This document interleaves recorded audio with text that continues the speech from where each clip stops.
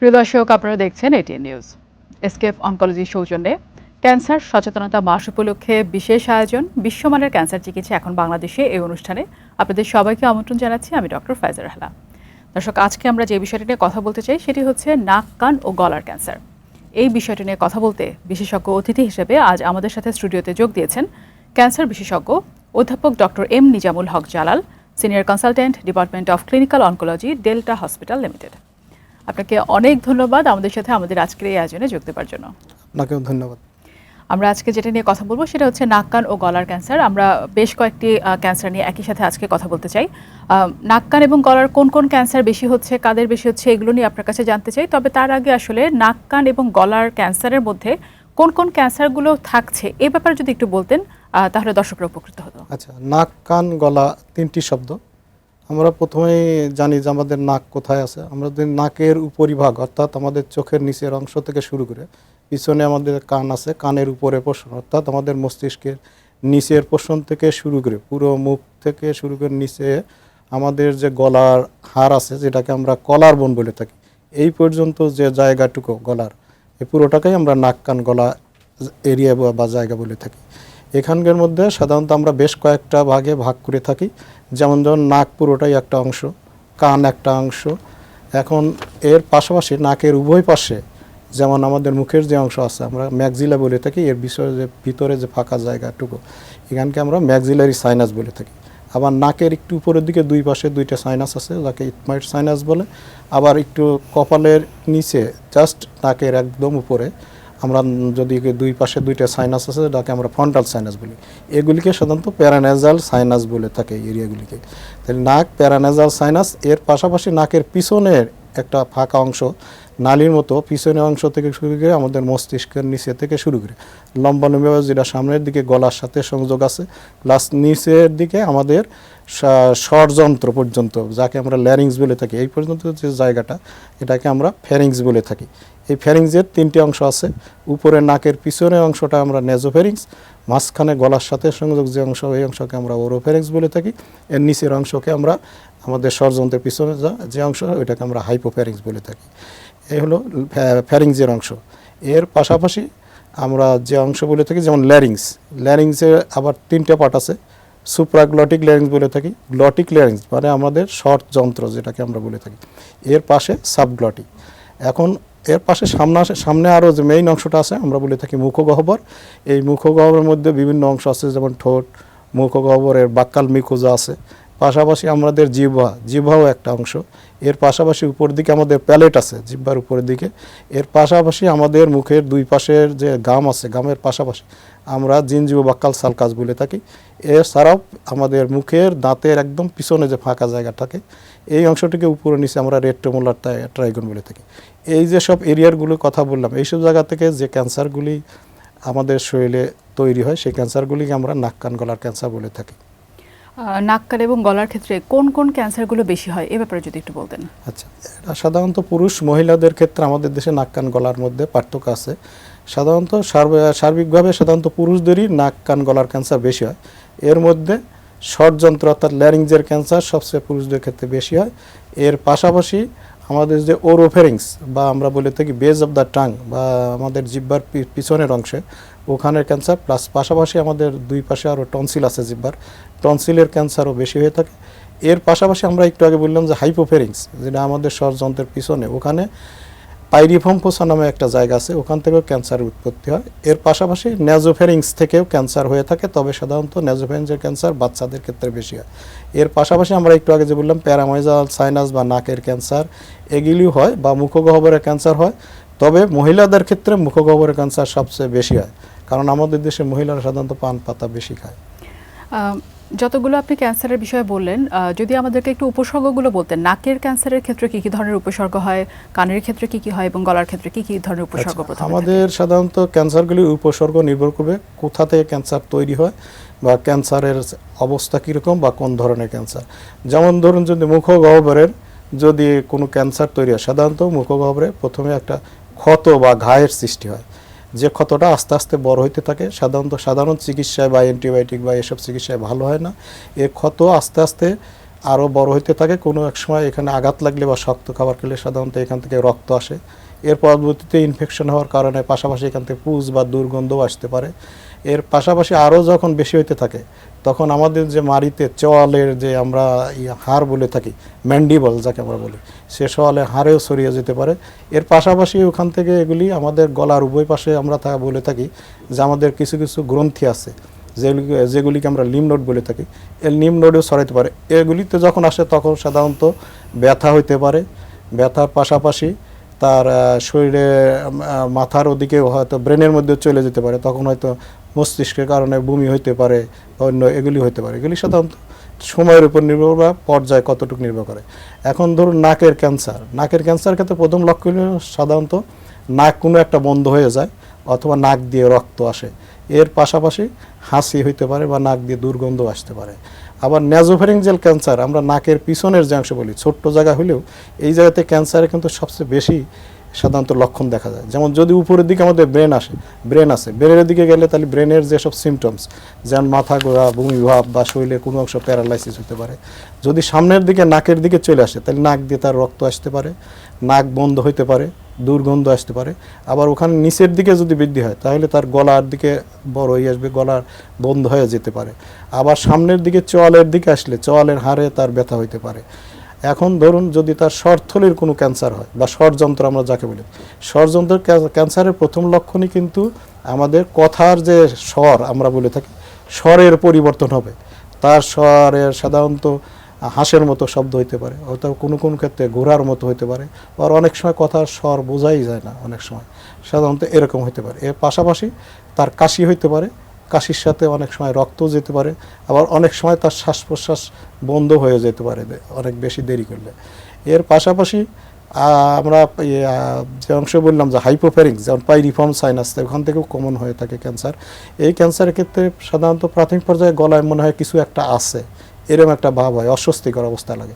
কিন্তু পরবর্তী পর্যায়ে যখন এটা বড় হইতে থাকে তখন আস্তে আস্তে খাবার খেতে অসুবিধা হইতে পারে। পাশাপাশি গলায় যখন বের হয়ে আসে শ্বাসকষ্ট হইতে পারে। এইসব লক্ষণগুলি দেখা যায় সাধারণত বিভিন্ন ধরনের। অনেকগুলো লক্ষণ আপনি আমাদেরকে বললেন, এক একটার ক্ষেত্রে এক এক রকম, কিন্তু এই ধরনের লক্ষণগুলো দিয়ে অন্যান্য আরও কিছু রোগ হতে পারে। যেমন থাইরয়েডের যদি কারো সমস্যা থাকে সেক্ষেত্রেও তার দেখা যায় কণ্ঠটা হয়তো পরিবর্তন হয়ে যাচ্ছে, নাকের ক্ষেত্রে উপসর্গ।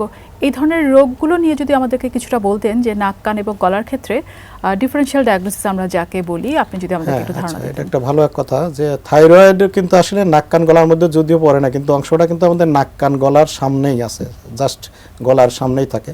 কিন্তু থাইরয়েড ক্ষেত্রে পাশাপাশি কিন্তু থাইরয়েড যে একটা টিউমার আছে বা সোয়েলিং বা যেটা আমরা বলি চাকা, থাইরয়েডে কিন্তু একটা চাকা দেখা যাবে, এটাও একটা কারণ। তারপরেও পাশাপাশি তার যে হরমোনাল ইয়েগুলি থাইরয়েডের জন্য, সেগুলি হরমোনাল কিছু পরিবর্তন আসে, যে লক্ষণগুলি রোগী বলবে, তার অস্থির লাগবে অথবা শরীর জ্বালা পোড়া করে, পাশাপাশি এগুলি কিছু সিমটম হয়।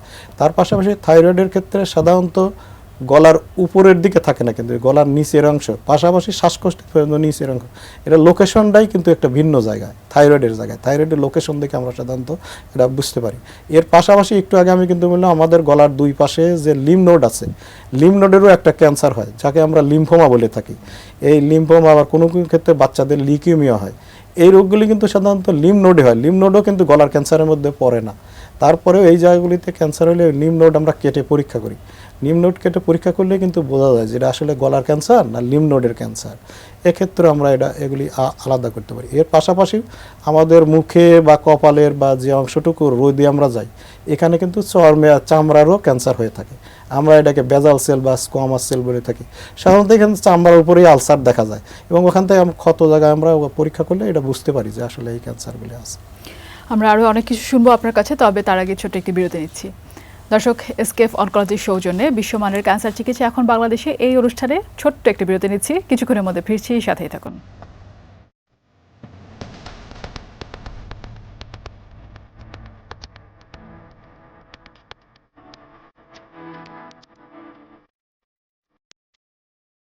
ফিরে এলাম বিরতির পরে। এসকেএফ অনকোলজির সৌজন্যে বিশ্বমানের ক্যান্সার চিকিৎসা এখন বাংলাদেশে, এই অনুষ্ঠানে আরও একবার আপনাদের সবাইকে আমন্ত্রণ জানাচ্ছি। আমি ডক্টর ফাইজা রাহালা। দর্শক, আজকে আমরা কথা বলছি নাক, কান ও গলার ক্যান্সার নিয়ে, এবং বিশেষজ্ঞ অতিথি হিসেবে আমাদের সাথে আজ আছেন অধ্যাপক ডক্টর এম নিজামুল হক জালাল। বিরতিতে যাবার আগে আপনার কাছে আমরা অনেক কিছু শুনেছি, এর মধ্যে যদি আমাদেরকে একটু বলতেন যে আপনাদের অভিজ্ঞতায় নাক কান এবং গলার ক্যান্সার নিয়ে কোন বয়সের রোগীরা আপনাদের কাছে বেশি আসে?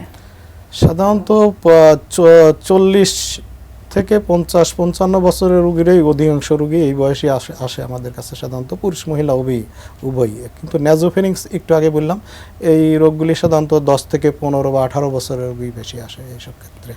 আর থাইরয়েড যদি বলি, থাইরয়েড সাধারণত মহিলাদের ক্ষেত্রে হয়, এক্ষেত্রেও সাধারণত ইয়াং থেকে শুরু করে 40-45 বা এই বয়সে বেশি হয় সাধারণত। কোনো কি রিস্ক গ্রুপ আমরা আলাদা করতে পারি যে ওনাদের ক্ষেত্রে আমরা বেশি পাচ্ছি, অথবা বলতে পারি যে ওনাদের মধ্যে বেশি পাচ্ছি হয়তো তার জেনেটিক কোনো একটা প্রিডিসপোজিশন ছিল, বা এরকম কোনো কারণ বলতে পারি কি? নাক কান প্রত্যেকটা ক্যান্সারের ক্ষেত্রে কিন্তু জেনেটিক প্রেডিসপোজিশন আছে, মানে জেনেটিক কারণ থাকে। তবে নাক কান গলার ক্ষেত্রে এগুলির চেয়ে বেশি যেগুলি রিস্ক ফ্যাক্টর, আমরা ঝুঁকির মাত্রা বলে থাকি, এর প্রধান একটা ঝুঁকি হলো তামাক বা তামাক জাতীয় দ্রব্য সেবন। এই তামাক ও তামাক জাতীয় দ্রব্য কিন্তু দুই ভাগে ভাগ করা যায়। একটা হলো ধূমপানযুক্ত, যেমন বিড়ি, সিগারেট, গাঞ্জা, যেগুলি আমাদের দেশের পুরুষরা সাধারণত বেশি খায়। মহিলারাও আমাদের দেশে কোনো এলাকাতে খায়, তবে সামান্য পরিমাণে। এর পাশাপাশি আরেকটা যেটা বলি আমরা, ধূমপানবিহীন তামাক দ্রব্য, ধূমপানবিহীন, যেমন পান, পাতা, জর্দা, গুল, এগুলিও কিন্তু আমাদের দেশের মহিলা মা বোনরা এগুলি কিন্তু বেশি খায়। সেই জন্যই যেহেতু পান, পাতা, জর্দা মুখের মধ্যে ওনারা খান বেশি, অনেক সময় চাবাইতে মুখের দুই পাশে কিন্তু চাপ দিয়ে ধরে রাখেন অনেক সময়, যার কারণে আমাদের দেশের মহিলাদের মুখগহ্বরের ক্যান্সার সবচেয়ে বেশি হয়। আর পুরুষদের ক্ষেত্রে যেহেতু ওনারা ধূমপান বেশি করেন, সেই জন্য আমাদের দেশের পুরুষদের ক্ষেত্রে ল্যারিংস বা বেজ অফ দ্য টাং বা যেটা আমরা বলি জিহ্বার পিছনের যে অংশের ক্যান্সার সাধারণত বেশি হয়ে থাকে। এর পাশাপাশি আর একটা ভাইরাস আছে যা আমরা বলে থাকি হিউম্যান প্যাপিলোমা ভাইরাস। এর পাশাপাশি আরও আছে সাইটোমেগালো ভাইরাস, ইপস্টেইন বায়ার ভাইরাস। সাধারণত এগুলি দিয়ে হয় বাচ্চাদের ক্ষেত্রে, সাধারণত এই ভাইরাসের কারণেও ন্যাজোফেরিঞ্জিয়াল ক্যান্সার বেশিরভাগ ক্ষেত্রে হয়ে থাকে। অনেকগুলো ক্যান্সার নিয়ে আপনার সাথে আসলে কথা বলছি, আমাদেরকে একটু যদি চিকিৎসা কী কী পদ্ধতি আছে এবং আমাদের দেশে কোন কোন পদ্ধতি পাওয়া যাচ্ছে এ ব্যাপারে ধারণা দিতেন। আচ্ছা, চিকিৎসা পদ্ধতির যতগুলি পদ্ধতি সবগুলি ব্যবস্থাপনাই আমাদের দেশে আছে। তবে নাক কান গলার ক্যান্সারের কিন্তু রুগীর প্রগনোসিস, মানে রুগীর যে চিকিৎসার ধরন বা চিকিৎসা দেওয়ার পরে রুগী বেশ অনেক দিনই ভালো থাকে। যেমন ধরুন মুখগহ্বরের ক্যান্সার, মুখগহ্বরের ক্যান্সার আমরা আগে বলি যে প্রাথমিক অবস্থায় ধরা পড়লে যে কোনো রোগী কিন্তু সম্পূর্ণরূপে ভালো হয়। আমাদের ক্যান্সারের ক্ষেত্রে কিন্তু ভালো সংজ্ঞা হলো 5 বছর আমরা যদি কোনো রুগীকে ভালো রাখতে পারি তাহলে আমরা শতভাগ ভালো বলে থাকি। এখন যদি গলার ক্যান্সারের কথা ধরুন, প্রথমে যদি আলসার অবস্থায় শনাক্ত করা যায় ক্ষত, তাহলে অপারেশন চিকিৎসায় কিন্তু টোটালি একদম ভালো হয়ে যায়। এর চেয়ে একটু যদি বড় অবস্থা হয় তাহলে অপারেশনের পাশাপাশি রেডিওথেরাপি চিকিৎসাও কিন্তু ভালো হয়ে যায়। আরও যখন একটু বেশি হয় আমরা এর পাশাপাশি রেডিওথেরাপি পাশাপাশি আমরা প্রতি সপ্তাহে একটা করে অল্প পাওয়ারের কেমো দিয়ে থাকি, আমরা যেটাকে বলি কনকারেন্ট কেমো রেডিয়েশন। এইসব চিকিৎসার মাধ্যমেও ভালো হয়। কিন্তু এখানে হেড নেক নাক কান গলার ক্যান্সার কিন্তু কোনো কেমোথেরাপির শুধু তেমন কোনো রোল নাই। এক্ষেত্রে কিন্তু প্রাথমিক অবস্থায় রেডিওথেরাপি বিশাল রোল আছে। যেমন ল্যারিংজের ক্যান্সার ক্ষেত্রে বলবে, আমাদের শর্টথলির যে ক্যান্সার, রেডিওথেরাপি দিয়ে কিন্তু শুধু শতভাগ ভালো করে দেওয়া যায়। এর পাশাপাশি যদি একটু দেরিতে আসে, একটু পরে ধরেন দ্বিতীয় বা তৃতীয় পর্যায়ে যদি আসে, সেসব ক্ষেত্রে আমরা রেডিওথেরাপির পাশাপাশি সপ্তাহে একটা করে অল্প পাওয়ারের কেমো যুক্ত করে থাকি। একটু আগেই আমি যা বললাম যে কোন কারেন্ট কেমো রেডিয়েশন, এর মাধ্যমে কিন্তু রুগী একদম ভালো হয়ে যায়। তদ্রূপ ন্যাজোফেরিঞ্জিয়াল ক্যান্সারের ক্ষেত্রে আমরা সরাসরি কোন কারেন্ট কেমো রেডিয়েশন আমরা ইউজ করি, এইসব ক্যান্সার ক্ষেত্রে ভালো হয়ে যায়। প্রাথমিক অবস্থায় যে অবস্থানেই হোক না কেন, হয় সার্জারি অথবা রেডিওথেরাপি কেমোথেরাপির মাধ্যমে রোগী সম্পূর্ণরূপে ভালো করা সম্ভব। এবং এই রেডিওথেরাপি, কেমোথেরাপি এবং অপারেশন চিকিৎসা সবগুলি চিকিৎসায় কিন্তু বাংলাদেশে এখন পর্যাপ্ত পরিমাণে আছে। তবে আমাদের দেশে রেডিওথেরাপি এখনও পরিমাণে একটু সরকারি বেসরকারি পর্যায়ে একটু এখনও সংকট আছে। আশা করি অদূর ভবিষ্যতে সরকারি বেসরকারি উদ্যোগের মাধ্যমে ব্যবস্থা কেটে যাবে। যেটা নিয়ে আপনি বলছিলেন যে পর্যাপ্ত চিকিৎসা আছে, এই ব্যাপারটা একটু বলতে চাই যে অনেকের কাছেই হয়তো বেসরকারি পর্যায়ে চিকিৎসা নেওয়াটা তার সামর্থ্যের মধ্যে পড়ে না। সেক্ষেত্রে সরকারি পর্যায়ে চিকিৎসা নিতে চাইলে সেক্ষেত্রে আসলে আমরা পর্যাপ্ত সেই পরিমাণ হাসপাতাল এবং ওষুধ এগুলো আমাদের কাছে আছে কিনা? এখন ধরেন কেমোথেরাপির কথা একটু আগে যে বললাম, বেশিরভাগ হাসপাতালে কিন্তু অপারেশন চিকিৎসা বা কেমোথেরাপি চিকিৎসাগুলি প্রায় দেওয়া হয়ে থাকে বা খরচ কম টাকার মধ্যে এগুলি চিকিৎসা হয়। রেডিওথেরাপির চিকিৎসা আমাদের সরকারি পর্যায়ে এখনও যথেষ্ট ঘাটতি আছে।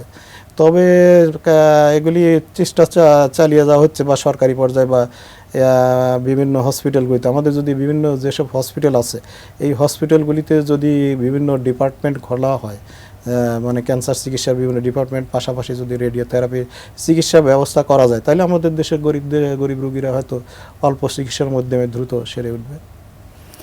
আপনাকে অনেক ধন্যবাদ। আর চিকিৎসার ব্যাপারে যেটা আসলে আমরা সরকারি পর্যায়ের কথা বলছি এবং আপনি যেটা বলছিলেন যে আমরা অদূর ভবিষ্যতে হয়তো আমরা পুরোপুরিভাবে চিকিৎসা দিতে পারবো, সেক্ষেত্রে খরচের ব্যাপারটা যদি একটু জানাতেন, সরকারি পর্যায়ে এবং বেসরকারি পর্যায়ে কোথায় আসলে কি ধরনের খরচ লাগতে আচ্ছা, পারে? খরচ নির্ভর করে। একটা খরচ কিন্তু আছে তার রোগ নির্ণয় করার জন্য, যেমন রোগ নির্ণয়ের জন্য আমরা গলার ক্যান্সার ক্ষেত্রে যেগুলি করে থাকি, যেমন মুখগহ্বরের যে ক্যান্সার আছে এখানে কিন্তু সরাসরি দেখা যায়, ওখান থেকে বায়োপসি নেওয়া যায় ইজি, তেমন কিন্তু খরচ বেশি না।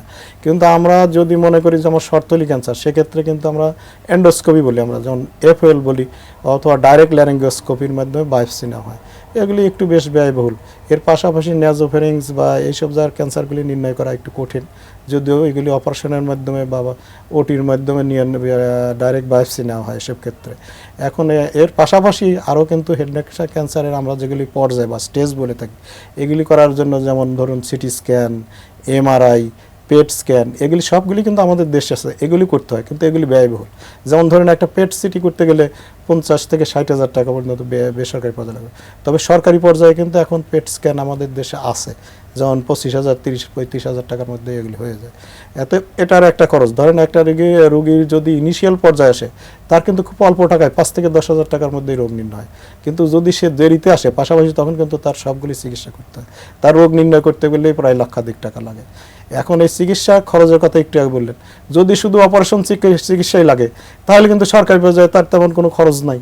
অপারেশনের জন্য কত 500 টাকা বা 1000, এর বেশি খরচ না। কিন্তু অতএব আমাদের যা করতে হবে যে প্রাথমিক পর্যায়ে আমাদেরকে আসতে হবে, সচেতন হতে হবে। সচেতন হলেই কিন্তু এই রোগ থেকে মুক্তি পাওয়া সম্ভব। এখন পাশাপাশি যদি দেরিতে আসে, তার রেডিওথেরাপি, কেমোথেরাপি সবগুলি চিকিৎসায় লাগে, তাহলে সেক্ষেত্রে তার কিন্তু অনেক টাকার দরকার, 2 লাখ 3 লাখ, ক্ষেত্র বিশেষে 5 লাখ টাকার মতো লাগে। এতে সরকার যদি এসব বিষয়ে উদ্যোগ নেয় তাহলে আর কম টাকার মধ্যে চিকিৎসা গেলে সম্ভব হবে। তার মানে আসলে প্রাথমিক পর্যায়ে কোনো রোগী যদি আসে, তার চিকিৎসাও খুব সহজে পাওয়াও সম্ভব এবং তার সুস্থ হয়ে যাওয়ার সম্ভাবনা সম্ভব এবং টাকা খরচ অনেক কম হবে। জি, আপনাকে অনেক ধন্যবাদ আমাদের এই অনুষ্ঠানে এসে এই যে নাক, কান এবং গলার ক্যান্সার নিয়ে এবং তার চিকিৎসা নিয়ে এত কিছু আমাদের দর্শকদেরকে জানানোর জন্য অনেক ধন্যবাদ। আপনাকেও ধন্যবাদ, এবং এখানে এই স্টুডিওতে যারা আছেন এবং দর্শক যারা আছেন তাদের সবাইকে ধন্যবাদ। আপনারা সচেতন হোক এবং প্রাথমিক অবস্থায় রোগ নির্ণয়ের জন্য আসুন এবং চিকিৎসা নেন এবং সুস্থ থাকুন। প্রিয় দর্শক, এসকেএফ অনকোলজির সৌজন্যে বিশ্বমানের ক্যান্সার চিকিৎসা এখন বাংলাদেশে এই অনুষ্ঠান আজ তাহলে এ পর্যন্তই। ভালো থাকুন, সুস্থ থাকুন এবং দেখতে থাকুন এটিএন নিউজ।